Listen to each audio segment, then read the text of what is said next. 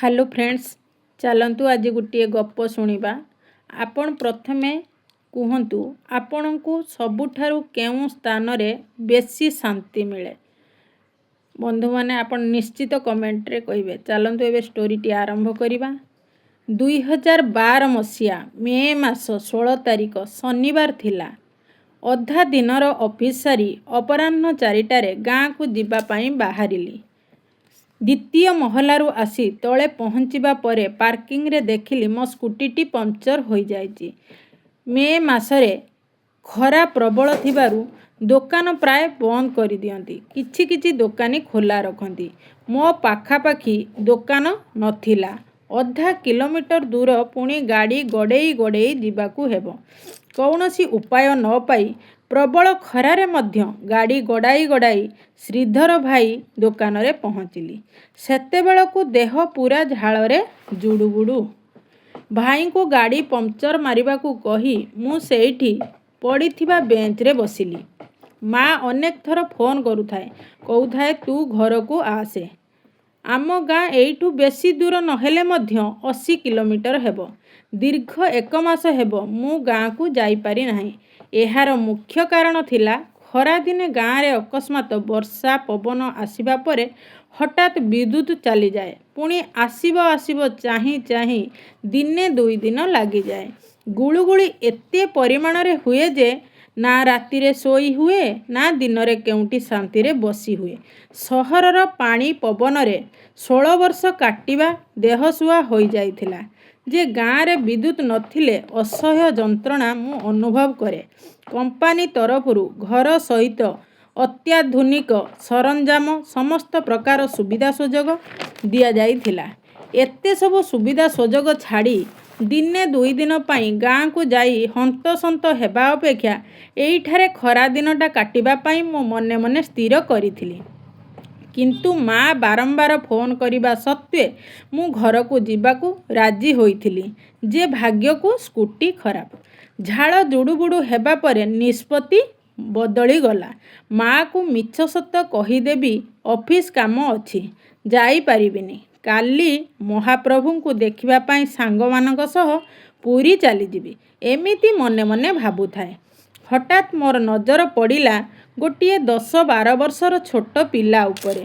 मु देखिली किछि समय हेला से मते चाही रहिछि।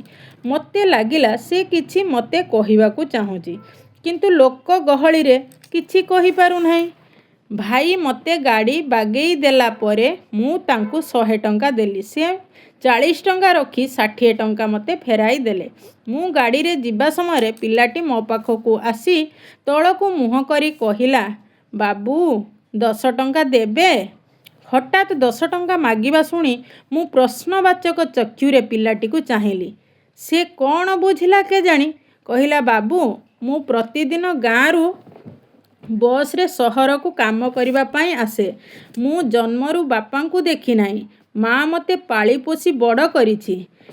एही केते दिन हैला तार देह खराब जे मते एठाकू प्रत्येक दिन आसी कौनसी चा किंबा जलकिया दुकान रे काम करी संध्यारे घर को फेरी जिबाकू हुए। किंतु आजी मते किछि काम मिलिला नाही कि घर को फेरी जिबा पाई पैसाटे नाही। मु माँ पाखरे रहिले तार देह जेते खराब होई थाउ ना काहेकि से सुख अनुभव करे। मु किछि न कही चुपचाप ता हातरे 10 टंका धराई देली ओ से मते आखिरे आखिरे कृतज्ञता जणाई जीवा पाई बाहरिला। तापरे मु ताकू पछरू डाकी पचारिली, दिनकू केते मजूरी? से कहिला, बाबू मु छोट पिलाटीए, किए 80 टंका तो किए 90 टंका दिए। तार उत्तर शुणी मु 70 टंका देई कहिली, नेई जाओ माँ पाई औषध किणी नब। से कहिला, भाई मोर आउ किछि पैसा दरकार नाही। मजूरी मिलिला नाही बोली घर को जाई मार सेवा कले से टिके सुस्थ अनुभव करिवो। गतकाली मु औषध नेइथिली ओ आजी सारा दिन माँ पाखरे रहिबी। माँ कौन केबे औषध रे भल हुअंती कि बाबू? एतिकी कहू कहू तार आखिरु 2 बुंदा लुह झरी पड़िला।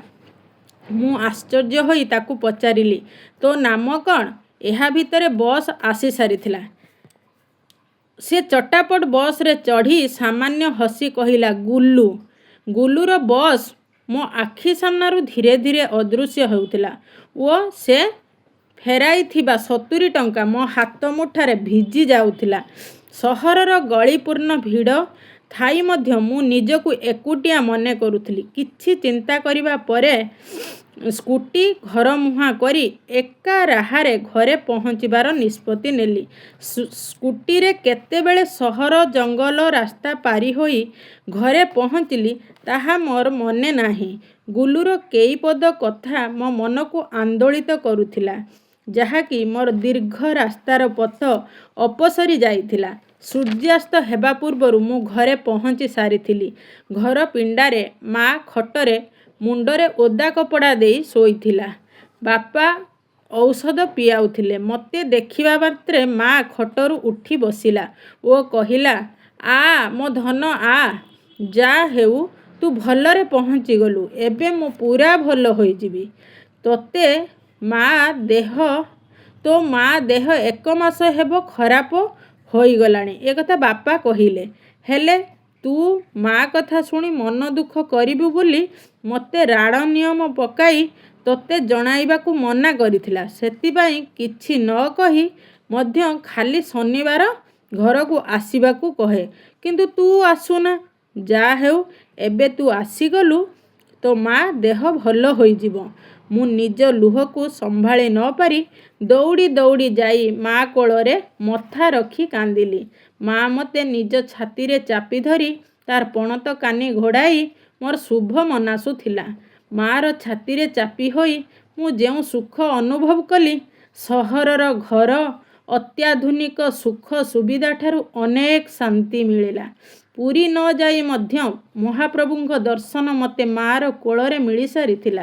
किछि क्षण मध्यरे माँ ठारू अलगा हेबा मात्रे बसर गेट पाखरे ठिया होइथिबा हस हस गुल्लूर चेहरा मोर मने पड़ीगला ओ मु ताकू मने मने धन्यवाद देउथिली। आजी मात्र 10 टंका बदଳରେ मातृत्वर ममता कौन ओ माँ कोलरे केते शांति मु बुझी पारिली।